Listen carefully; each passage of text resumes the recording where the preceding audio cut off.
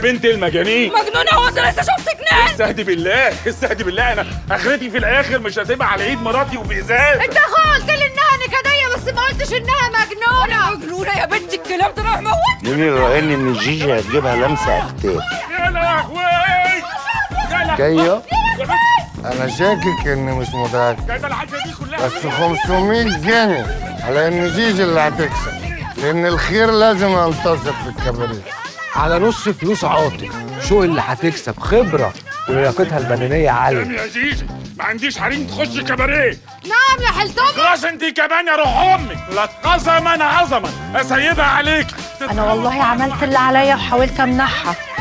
اصيله انت لازم تطلعني وتسيبني ورقتي في البيت. طلعها طلعها يا خالتي. خلاص اكتبي خلاص يا بنت. بس خلاص هموتها يا مره. اوعى تبقي مره مدونه. بس بنت الكلب هموتها. خلاص بقى يا جيجي خلاص بس بقى. بطل يا جيجي. ايه واقفين تتفرجوا عليا ولا ايه؟ استوديو تحليلي، ده انا بفكر اجيب ابراهيم فايق. مش وقتك خالص يا وزان. صاحب الجدع السكسي.